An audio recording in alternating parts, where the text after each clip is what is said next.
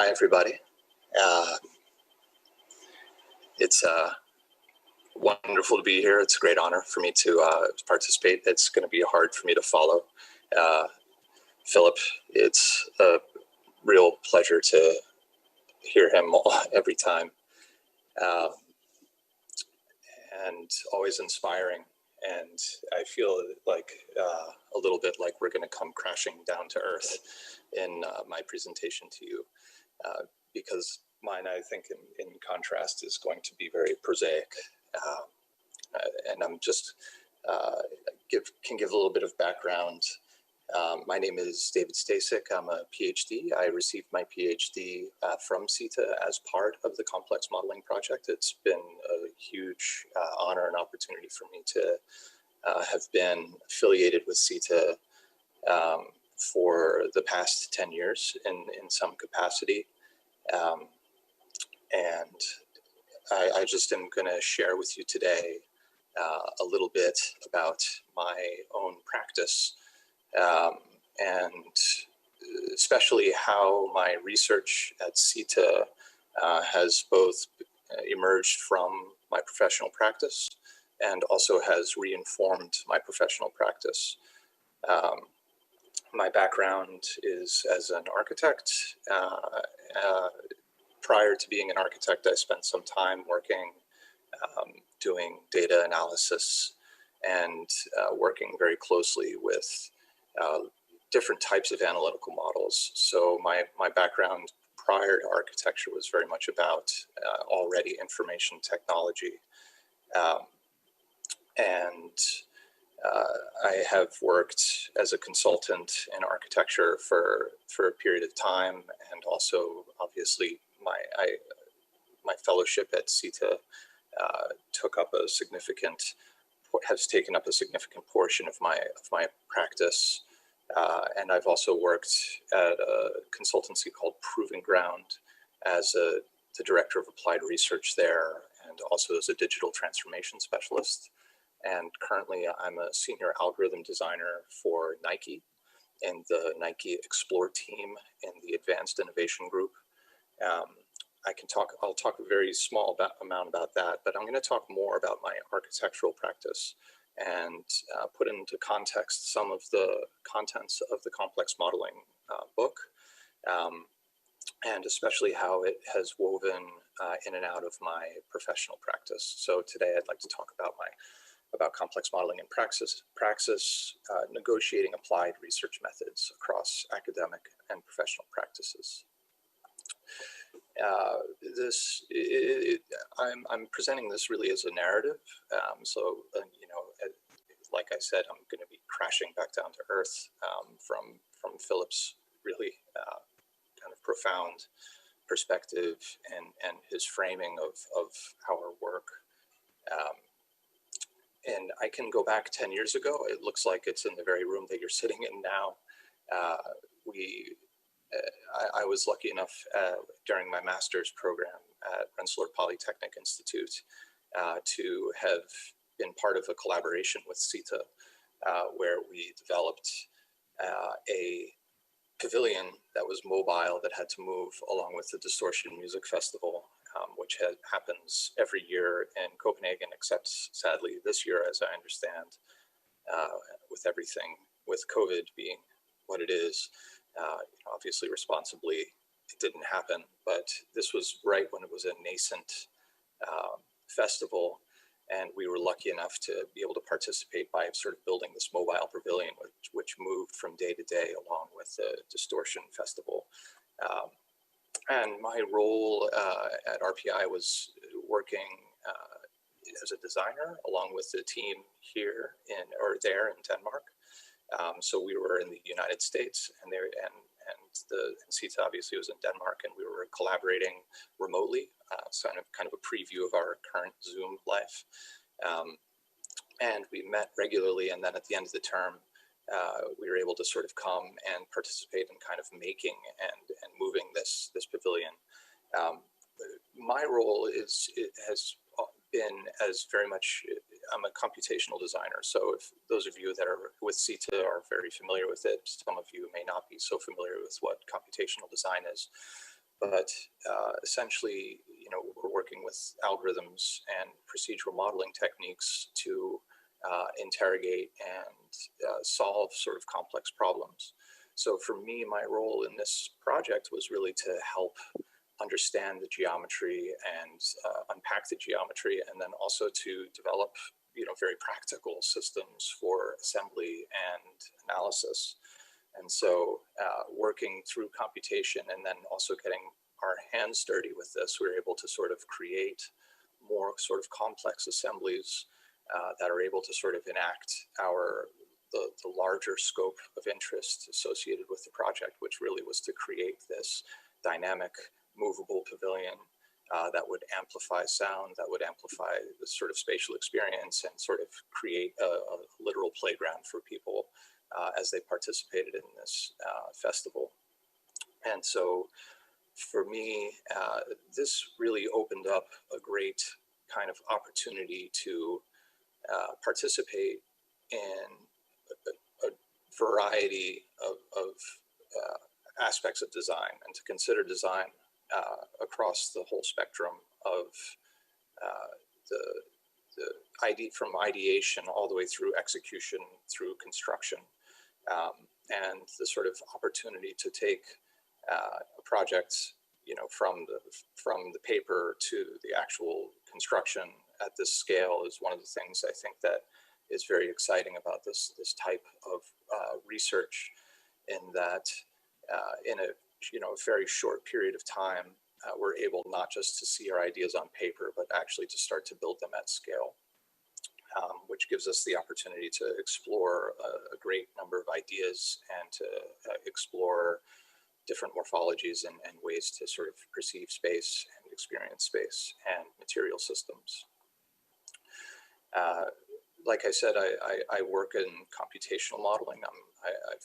Computation is sort of the way that I've always, or that I have engaged with practice. And for the complex modeling project at CITA, computation is obviously central to what we do. And even if you're familiar with computation, for me, it's always useful to sort of boil it down to its sort of simplest principles, to understand that any computational model really is focused on an algorithm that sort of transforms information. So you begin with a set of inputs. Those inputs can be numerical, they can be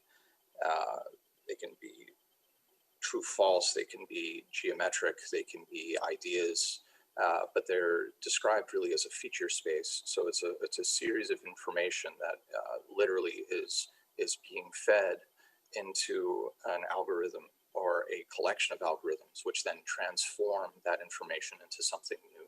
So through computing, you're creating new information. It's enhancing intelligence about a design system. And this very sort of simple idea of how you look at information being transformed through a model works across a variety of scales. Philip was talking about the sort of the way that models look at different scales and the way that they behave at different scales. And this simple kind of approach to thinking about modeling in turn also transforms across different scales. And so for my own practice, moving from this kind of really early, opportunity to participate in a project like distortion, I was able to take this kind of research that had been developed from this, which really was very much about sort of computing geometry and understanding geometry and material systems. And very quickly, I was lucky enough to participate in some building projects right after I got out of school that were able to sort of, that enabled me to really work with complex geometries. So this is a building that was put up in the United States that I was able to work on, which is the Louisiana Sports Hall of Fame, not like the Louisiana Museum there, quite different Louisiana in the US, I would say. But still really, we were working to realize this project, which was sort of conceived as this free-flowing geometric form, but which needed to actually be held in place. And so my own role was to analyze this geometry and then to essentially sort of grow steel onto the back of it and to create a system that would actually hold all of this in place, and that it required a great deal of obviously geometric solving, understanding this sort of free-form geometry, and literally using algorithms to array all of these steel elements onto it. And each one of these elements had to recognize the sort of context of where it was going, the structural requirements of each of the panels that it was being held up. Each of these stone panels, ranged in weight from 200 kilograms up to sort of 500 kilograms. These were very large, concrete, heavy stone panels, which needed to be made to feel light and open, and also had to fit together like a very complicated puzzle. And the tolerances and the specificity of the geometry was such that it was not going to be built or realized through any kind of traditional drawing set. It had to be model driven. And so this notion of the model actually becoming the source of truth for how this assembly was going to work became, our role and my role in particular to sort of create this space, and then to see it actually go up and to see it work. Became very, very interesting, it's a really exciting kind of opportunity to sort of leverage this notion of computation and modeling. That it also raised a lot of questions, and as I look back on this project and began my own participation in the complex modeling project at CITA, I began to, along with Mette and Martin and Paul and all of the team at CITA, to very strongly question the sort of inert role of geometry and the sort of the way to question how the parameters that actually go into these computational models might actually be activated to create deeper feedback loops from design through development and through actual creation of the project. So the aim to not just have the tools be used to sort of solve the problem, but to have the tools actually dig deeper and to enhance the design process itself. And this also exposed for me this type of project, the understanding that no single, no project of any moderate complexity is actually realized through a single model. I'm sure that many of you have already sort of realized this. You may have one model which you're using for a great deal of the design process, but in fact, design is happening from the very beginning of ideation all the way through the very end of actual production and construction. And there is a constellation of models that are required for the production of this. And this sort of notion of the model network became something really interesting, and especially going back to understanding the notion of computation relying on information substrates. The project for me became very much about understanding how the parameter spaces, those input and outputs, actually worked as sort of more dynamic information substrates. So although the algorithm is actually executing the sort of increase in intelligence that each model is able to sort of produce, the actual parameter space that exists in the thresholds between those models becomes a way to sort of enhance the intelligence and to sort of engage in more rich feedback loops. So this is the sort of heart of my contribution to the complex modeling project, and this is sort of the heart of my own PhD project, is that for model networks, adaptive parameterization focuses on the information thresholds and how data structures need to work as mutable substrates. What Philip was talking about, these sort of open topologies, where there's new information that's actually being produced, and that the parameter spaces can become more open so that a designer doesn't have to necessarily know already when they're going into a particular problem space what the parameters are going to be, that those parameters may in some ways be emergent.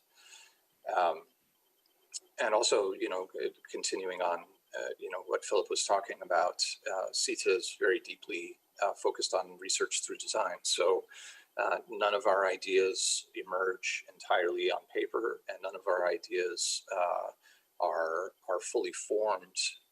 Instead, they are a source of exploration. And so for the projects that I was able to participate in and collaborate on, we began with an idea, whether it was biomimetic or whether it was about different types of structural concerns, or whether it was about understanding how materials behaved at different scales and being able to model those different scales. And those ideas, they always become a point of departure from which an exploration is able to take place. And so sort of through this kind of unguided or semi-guided exploration, we're able to sort of create new information and new understandings of material systems and modeling systems, and always in this case exploring how we can enhance feedback loops. So considering also like this notion of the model network itself being, for any given project, you have up to a dozen or more individual representations of the project that each are relative or relevant for a different kind of component of design or different component of the project. It always makes sense as well, or it makes sense in my own project to look back and to consider how it itself becomes an ecology of ideas. And so individual projects become related to each other through different idea spaces, and also through collections of tools or collections of papers or ways of disseminating this information. And so the idea here is to sort of present a very multi-scalar understanding of each of the things that we do. I mean, all the way down to each individual model, each individual exploration, that becomes in some ways a diagram for our deeper practice. And so if we scale out, if we zoom in or out of any of these kinds of concerns, we have this sort of different perspective, but at the same time, it still kind of boils down to the focusing on the nature of the relationships between things. So in this case, we're looking at sort of the ideas that were driving the research project itself around adaptive parameterization, and the projects and the dissemination and many of the tools.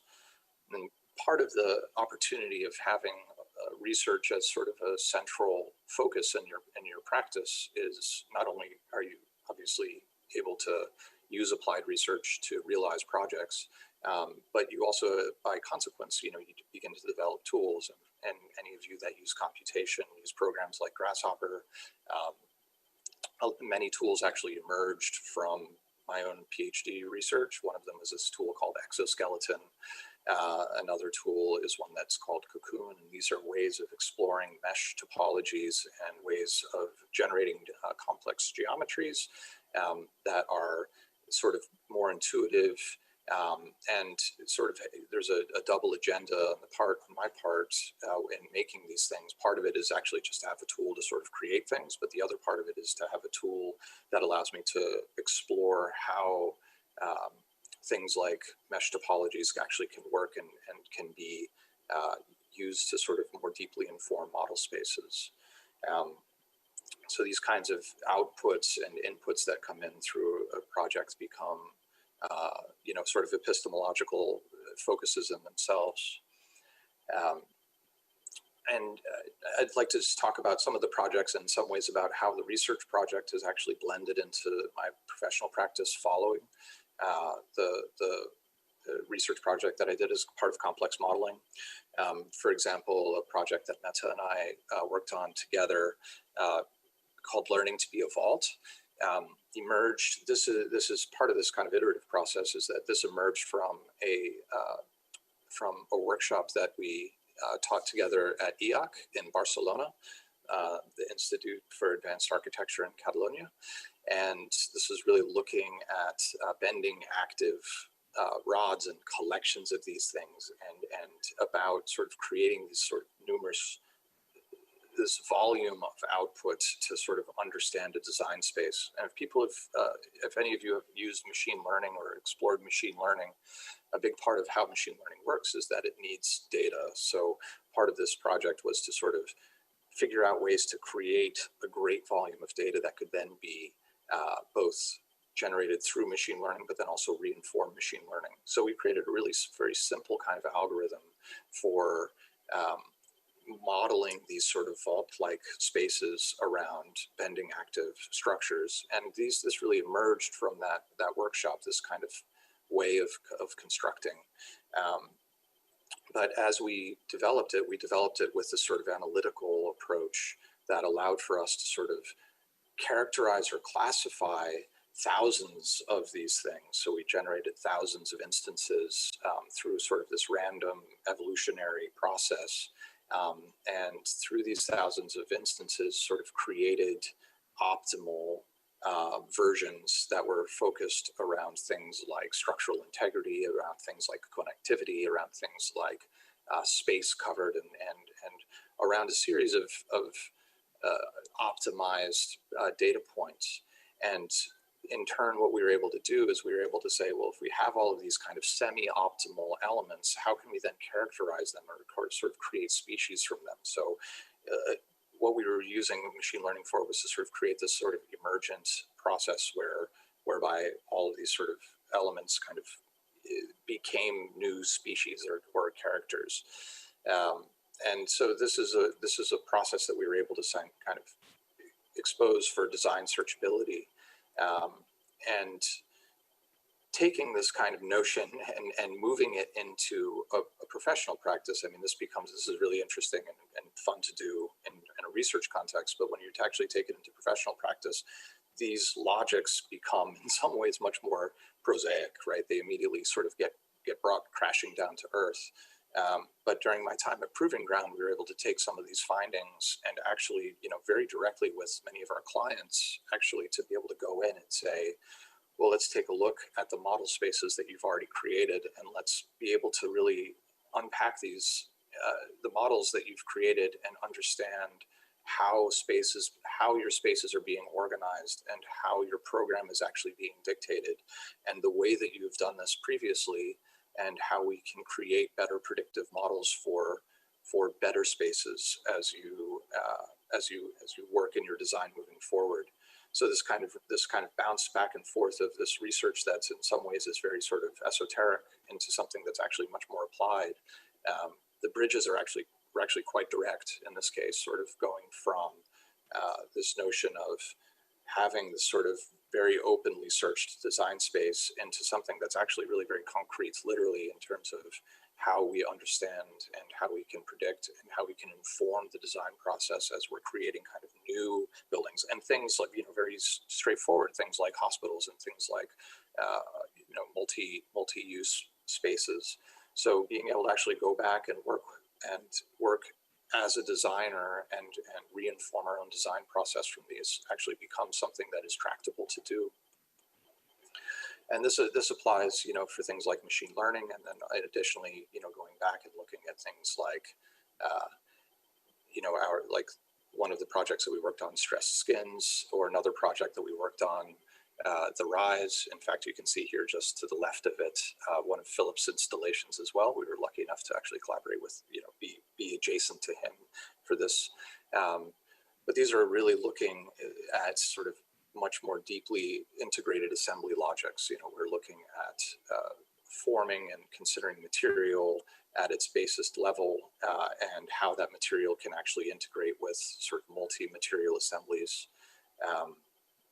And understanding these things for all of those characteristics, I'll just kind of burn through this quickly. And sort of pulling this kind of information from these models that is working from the design level, but then is actually feeding forward into fabrication and is finally feeding forward into the assembly logics themselves. So sort of creating a full sort of integrated design pipeline. That in turn all of the findings from these kinds of things constantly have been reinforming my own professional practice. And again, going back to things just like stadium design and how we understand the data that is driving the interests for like facade development and sort of analysis of facade behavior, analysis of material integration and assembly systems.